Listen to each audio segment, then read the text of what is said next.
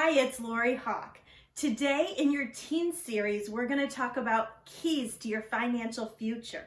Money is tied to a lot more than just cash. So let's pull out those worksheets and get writing on the first question that I have for you. I want you to answer along with your teacher right now and answer my first question. Why is having a vision important? Do you think you know? Do you have that answer in mind? Well, number one, the reason is because you want to pursue your dreams. And number two, you want to achieve goals. Now, I'm wondering if you might know what this has to do with managing money. So how is having a vision related to having money?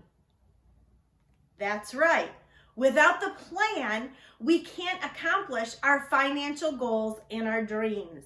If we're just floating along, going with the flow, yes, we might still make it in life. But when we have a plan, a roadmap, it goes so much smoother. So if you can imagine with me, without that GPS on your phone, you probably wouldn't get everywhere in a timely manner. It's nice to have the roadmap to help you get there the right way, in the least amount of time. And that's kind of like your financial journey as well. You want to make sure that you've got somewhat of a plan. It's okay if you have detours in the plan or if plans change.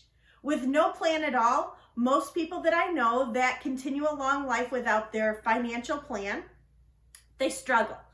And the more you struggle with your finances, the more difficult it seems to be. When you have a plan, it causes a lot less stress in life because you kind of know what you're working toward and what it's going to take you to get there. So let's journey along, and I'd like you to write down at this time what you dream about for your future. Now, I want you to think about things like, what do you dream about for yourself? What career do you envision for yourself? Do you plan to run your own business? Do you plan to work at the hospital? Do you plan to work at the grocery store? Do you plan to own the bowling alley? Do you want to be an accountant? Are you going to work with your hands, be maybe a plumber, work in electricity, construction? Or do you have another idea? Think about all these things in those blanks provided. I'd like you to start jotting down some of these answers as I ask these questions as to what you might want for your future. Do you hope to have a spouse someday? How about children? If so, how many? What do you see? What is it that you imagine for your life? Do you plan on owning a home? Would you like to rent an apartment? Would you like to rent a townhouse? Maybe you'd like to do both. Maybe you'd like to start out in an apartment and eventually own your own home. What is it you want to do? Do you want to drive a car? Do you want to have a truck? Do you want to have a sport utility vehicle? What do you see? What about vacation? Would you like to travel the world? What is it that you envision for your future?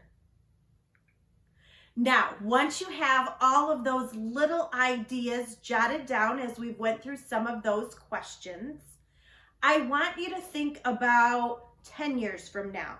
So you're probably around 17 or 18, and I'm wondering, where do you see yourself somewhere around 27 to 28? Maybe in the next 4 years, you'll probably have somewhat of your life determined for you. You might be going to a trade school. You might be starting in the military. You might be going off to college. You might just jump right into work. Whatever that looks like for you, think about the next few years. Now push it forward another 6 or 7, meaning 10 years out from now. Where do you see yourself?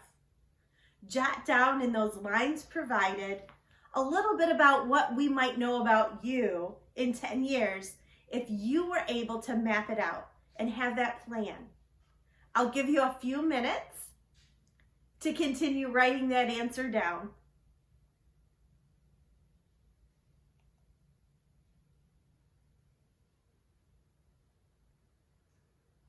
You see, I've been able to accomplish a lot of my dreams because I did roadmap it out.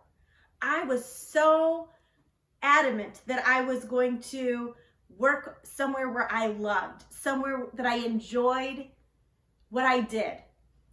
I also had even mapped out the type of man I was going to choose and all the qualities he might have. And you know what happened? By continuing to map out all of those things, I didn't settle. And I didn't just take whatever came my way. I had a plan. And when you have a plan, things just seem to come together. So I'd like you to kind of plan out where you think you might be. I want to talk to you about value and values. So I've given you a definition there. And value is the regard in which something is held, the worth, importance, and usefulness. But I want to go a little deeper than that. So in those blanks there, I want you to write down the definition of two different types of values. First, we'll start with terminal values. Now, a terminal value is something that brings you security, connection, equality, a comfortable life, and happiness.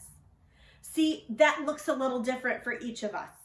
Our values and what we value is going to be different. How I want to live my life, how you want to live your life, and how your friends and my friends want to live their lives will look different, because each of us are going to have a different type of a thing that brings us happiness or brings us a comfortable life or makes us feel safe. Now, the other type of values I want to talk to you are operational values. These are things that describe how you might behave to get what's most important to you. Let me give you a little bit of an idea of what this might look like, because this is a little harder to see. So I might value my sleep, and I might enjoy sleeping in very late. However, if my work tells me I need to be at work at 7 o'clock or 8 o'clock, then I am going to alter those values to make sure that I do what I need to do to get my end result. I want to keep that job, and I want to get good work performance. So even though I value my sleep, I value my job a little higher. So my operational values tells me I need to get up early, and I need to get ready, and I need to be there prior to my shift starting. That's what operational values is. It's something that maybe isn't super important to you, but it is important to maybe the person that you work for, or it might be important to the person that is your spouse, or it might be important to someday your children, it might be important to your friends, your parents, people like that. So you might behave a certain way to get in the end result what is important to you and the happiness there. That's called an operational value. Where do all those values come from? Were you born with them? Are they just instilled in you from birth on? Or is that something you've learned?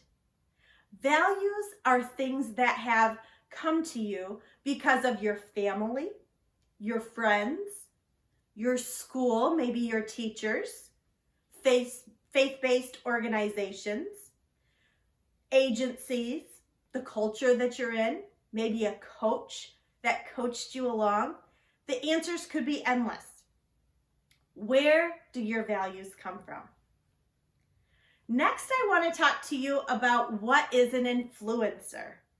Most of you should know that because I believe the majority of you are probably on social media. So let's talk about what an influencer is. An influencer is someone who has the power to affect purchasing decisions of others due to their authority, knowledge, position, or relationship with his or her audience. So, what media sources might influence you? So, for me, back in the day, we didn't have social media, and TV was an influencer, and movies, advertisements, magazines, newspapers, things like that, because they will maybe put in a movie something that's a new product coming out. And as you're watching that movie along for those next 2 hours, you might be thinking, I think I'd like one of those too. And there's other sources besides those that are also pushing us, and that's our social media. So what social media sources could influence us? How about Instagram? Wow. All those pictures you're seeing, not just of your friends looking happy in whatever it is they're doing, but a lot of you probably follow other people. Maybe they are influencers. There's pet influencers. There are couples who influence. There's couples who have children who are influencers. They're out there to get you engaged in whatever it is that they have, because then those people who sell what they have might advertise on their page. They're an influencer. You might get it from Instagram, Snapchat, maybe a TikTok that you've seen, Twitter, and for some of you that have these things like Facebook, I know that's just for old people like me. Maybe some of you have it as well. But those are influencers. The things that we see on there are maybe pushing our mind to think, wow, we might need that too. So they influence us to get other things. Well, what does this have to do with our money? I want to tell you that those influencers there are to push you to spend your time, money, or energy towards something. And that should be important in your personal financial journey. You should know and have control of your finances. But what happens is these influencers, they sneak into our life and they make us feel like we might need that. Wow, you just watched that really cool TikTok and it showed you that you don't need to go to the salon, ladies. You can do your nails all on your own. Now they've influenced you to buy this kit. The kit might have a little hand dryer, some nail polishes and things like that. You can DIY, do it yourself right at home. Now they've influenced you. Well, if it does or doesn't work out for you, if it does, maybe you do save money if you were already spending it as salon. And if it doesn't, and you can't seem to get those nails looking like the salon could have for you in the first place, you might put that aside and it might have just been a trial and error and a waste of some money. But they pushed you to purchase it. Now that you've used it, you're stuck with it. That's how all products go. So when we go to the store, believe it or not, there's marketing people. That's their specialty. They know exactly how to place the most important things that you need a little bit lower, that you will just have your staple items. So if you want to get some cans of corn or green beans and things like that, they might be just a tad lower on those shelves because you're going to look hard for them because you know what you're looking for. You want your corn, you need it, it's on your grocery list.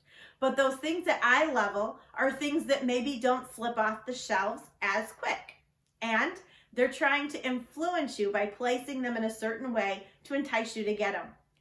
Maybe those people who stand there and give you samples at the grocery store and they want you to test something. That's because they're trying to influence you.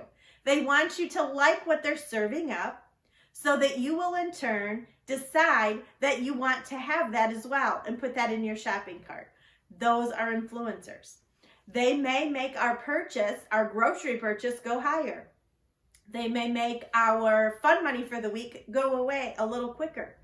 Those are things you need to have control over. And when you have a game plan as to what you will allow yourself to spend in a week or in a month, you maybe have limited that, then you won't buy as many. But if you don't have a game plan and you just buy the things as you want them or like them, that money seems to dwindle down. So this is why we need to think about what the true goal is here. If you could have that next thing, what would it be? What would you save for? If you had a job, maybe some of you do have jobs. If I were there in person with you, I would have you raise your hands right now and tell me who already has a job. Maybe some of you are working at Subway or Taco Bell or Wendy's or McDonald's. Maybe some of you are working at the grocery store or babysitting. Maybe you clean the house for your parents and get an allowance. That's a job. Any way that you get money, that is your money. And you get to spend that how you choose and how you want. So if I were wanting to save for a big goal, maybe some of you are thinking a big goal might be AirPods, right? $160 or $180 worth of AirPods. That would be a goal. What if I said $1,000? Imagine that that was your goal. How would you get there? So how we get there is going to determine if we've been taught to think about goals in a different way. I want you to write down the different letters in this acronym. SMART goal. Okay, so the S in SMART goal is specific. You have to set that specific goal. Next, M, measurable.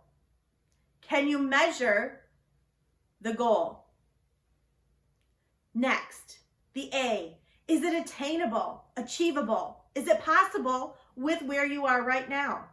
If I said the goal was $20,000 in 6 months, no, that wouldn't be achievable for you because you're in high school. That's not a possibility to make that kind of money in 6 months unless you're probably doing something illegal, right? So that wouldn't be something achievable or attainable. That R, is it relevant? Is the goal even relevant today? Is it relevant to have that goal? Next, T, is it time bound? Can you specify when it's going to happen?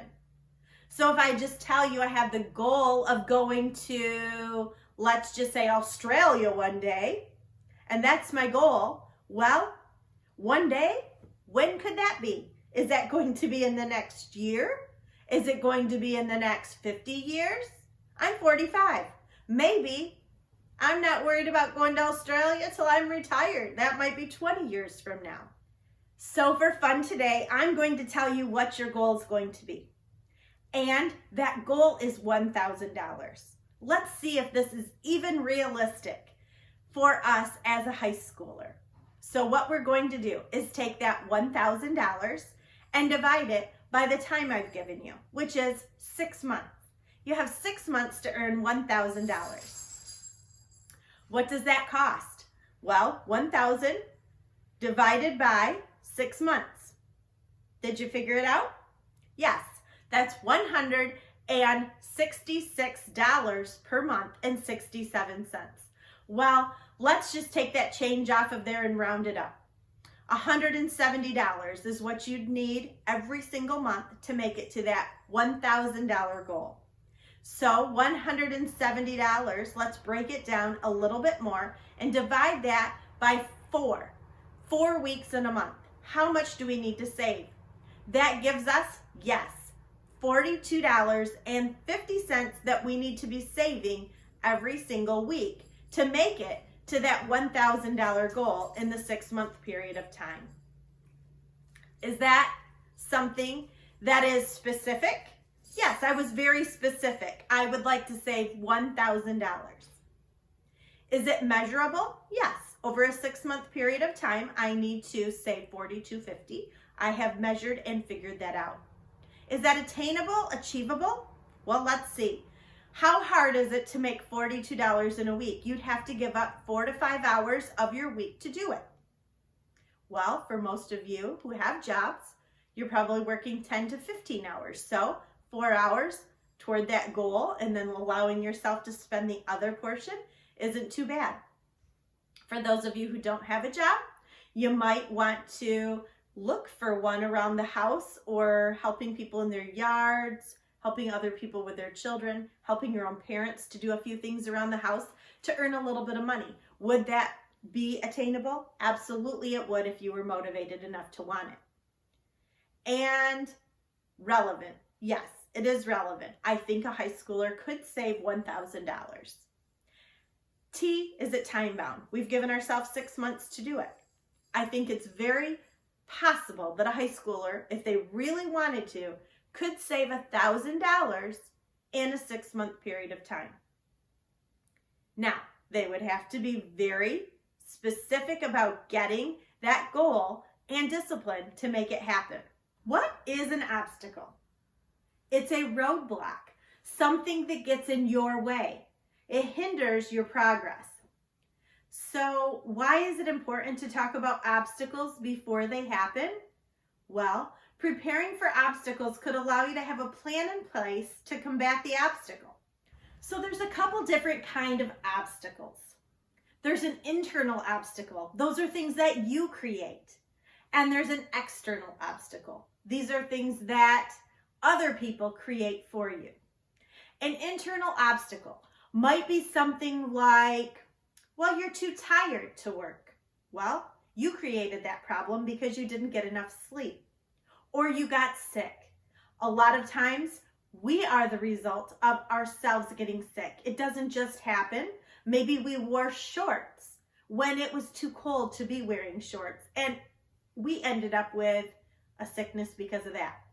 Maybe we are going out and partying and spending our weekends like that. That could make us sick the following week as well. There are a lot of things that we can already combat prior to working, and that's to make the decision that we are going to be responsible and we're not going to let those things happen or get in our way because we have this goal that we want to reach. Another obstacle might be an emergency comes up. Oh no, I have cracked my phone and now I've got to pay for that, and that's going to get in the way of me reaching toward this goal. Or I was careless and I have to pay my friend because I ran into their car because I wasn't paying attention, right? Those are things we need to be thinking about prior to losing all of our money for an emergency. Maybe we forgot to set the alarm. That could be an obstacle that we've created because, whoops, we aren't going to make it to work on time, and we were supposed to work from 6 to 9 at night, and we were taking a little nap after school and we forgot to get to work by 6. Well, you might only get 2 hours in the evening instead of 3. There's a lot of things that we create. Now, we also have to realize there are external obstacles that we don't create, but maybe somebody else does create those for us.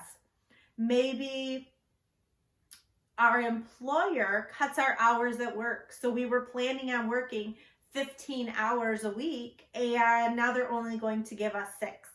That could cause a problem for our goal. Maybe there's another type of a problem and we don't have transportation. Maybe the ride that we thought we were going to have is not going to be available to take us, or our car is broken down. Even though those are things that we didn't create, they could cause us problems. We need a backup plan. The next thing is maybe for someone who's older, maybe they have children and they need to get to work, but their child care fell through. So their babysitter got sick. Is that something that we could have another idea for if things like that happen? Maybe the cost of living goes up. Maybe you're working 20 hours a week to pay for your rent and groceries and your utilities, and your landlord lets you know that rent is now going to be $50 or $75 more a month. Those are things that happen as we're on our personal finance journey. Things come up. And when those obstacles come up, we have to already have an idea, a solution in place for those obstacles. So we need to create a backup plan. And for most scenarios, we can have a backup plan. So for a vehicle, when it's broken down, what would be your backup plan? What you gonna do? What about when you get older and you have a child? What is the backup plan? I remember when I first had my first baby, I had several backup babysitters. I had someone who was my main babysitter, and I had a backup babysitter in case anything happened where she needed to leave town or she was sick. I even had a backup to my backup babysitter. I had those people in my life that I could call. Then, what about an emergency fund for when things are cut at work, an emergency happens, and we're not able to work for a little while? Maybe we lose our work time for a week or two due to an illness. Do we still have bills to pay? We do. An emergency fund would be a nice backup plan for things like that. We have to have these solutions in place before we ever go out on our financial journey. I see people who are so excited to get out of the house when they finish school, and they've got it all worked out, and they've got enough money to be able to do this, and this, right? They're going to do A, B, and C. They're only going to have to pay these bills. And then these obstacles start coming their way. And they don't have the backup plan, which gets them further into debt, and then they can never get back out of that hole. It takes too much time. That's when we need to think about how to make sure our obstacles are taken care of prior to them coming along. Do we like them? Do we want them? No. But do they happen? They absolutely do. Next, let's talk about what is an asset. An asset is a valuable person, thing, or quality. So there are 3 types of assets.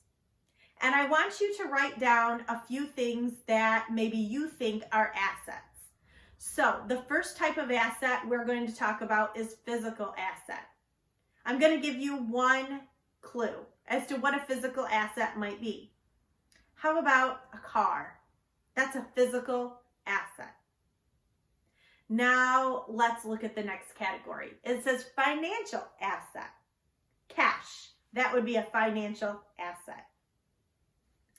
And the third category is productive asset. A productive asset might be your education that you are getting right now in school. That is an asset to you. Let's think of a few more things in your mind. What might be a physical asset? Write them down. Good. Now let's go on. Financial assets. What could be something else beyond cash? Do you have some ideas? How about productive assets? Write down what you think those would be. I'm going to go ahead and show you a few things that we would be discussing if I were there in person.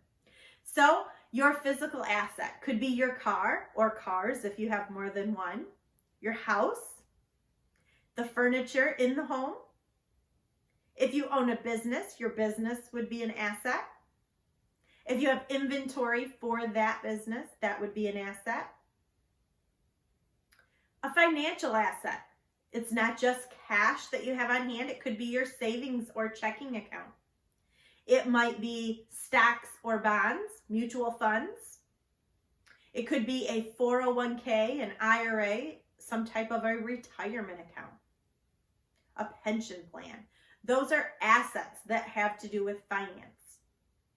Now, the third type is your productive assets. Right now, as you learn in school, you are getting a great education. This is something that you have as an asset. There's people in other countries who aren't getting the same type of education as you are. Really, there's people in other states that might not even have the education that you do. That is an asset to you. Another productive asset might be your skills that you learned outside of school. So some of you might know how to change your own oil. That's an asset. That could save you money. How about the skill of being able to do construction? Could that make you some money? How about that person who has the skill of baking? Could that make you some money? I know a college student, and this college student goes here locally to University of Michigan Flint. She's a nursing major, and she wanted to make some extra money, and she loved to bake. And so she started a cookie company out of her home kitchen, and she saved over $25,000 in a 4-month period of time making cookies. And it was just amazing. All those sugar cookies were in different shapes and forms and sizes. They had frosting on them. They had sprinkles on them sometimes. They had sayings on them.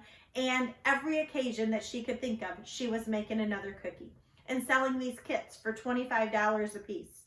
And as word got about, people like me would hire her for an event and say, I need 48 cookies. And boom, she's made another couple $100. And then she doesn't have cookie orders coming in, but it's the month of July. Well, it's the 4th of July. She knows people might be celebrating. So she made cookies for the 4th of July and put them on her Facebook posts and her Instagram posts and let people know about it. That one skill can make you money. So she doesn't have an education as a baker, but she's a good baker. So why not use that skill to make some money? She did. And she made quite a bit of money at doing that. Your skills are a productive asset that's going to help you in the form of gaining other assets. Now, another thing is your networking. The people that you know, that is a productive asset to you. I know people who can help me out in time of need. Now, that's my network. My network is my asset. I have a group of people. I have a gentleman who takes care of me when my car breaks down. And I'm able to help him out in another way as well. So we can network, and then he might not charge me my full amount of labor because I can help him with something that I'm able to do for him in finance, right? Those are things that we're able to take care of. Maybe we have another idea of a network that could be somebody who could help us out in the childcare realm. Maybe I have a network of people who would help me out if I got into a bind. That is an asset to me. My credit score is my asset. I have a high credit score. Because I have a high credit score, I can get a loan for a low interest rate. That is an asset to me. If I didn't have a credit score, I might not be able to get a loan if I needed one for an emergency or if I needed a different car. Those are things that are assets in your life. And as we go through this series of personal finance, we're going to talk about more and more things in our financial life that we can do to prepare ourselves and make ourselves a little bit more savvy. Now we're going to talk about your social capital. Wow. Social capital. I bet you never thought about your teachers and your coaches and your pastors and people like that as your social capital, but they are. Social capital are the people in your life that believe in you.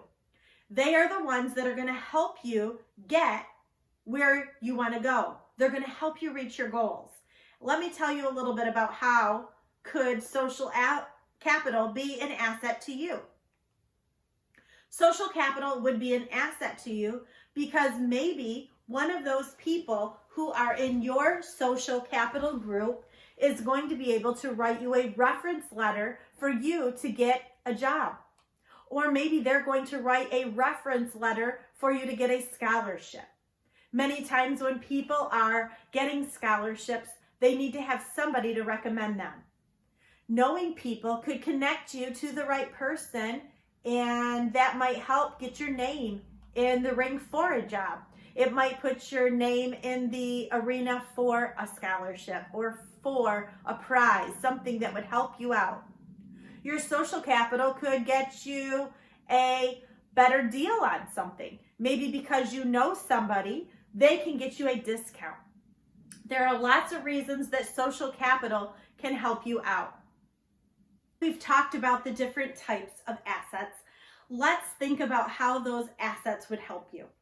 Your physical assets will help you because when you own those physical assets, you don't have to pay interest on them or you don't have to rent them. That could help you out. Financial assets can help you to live a little bit easier. Your productive assets might help get you the deal or the better rate. And your social capital could save you a lot of money. That concludes our first lesson in the series. Keys to Your Financial Future was brought to you by Elga Credit Union. We hope that you'll continue on your financial journey and learning why personal finance can help make your life so much different. Make it a great day. We're Elga Credit Union.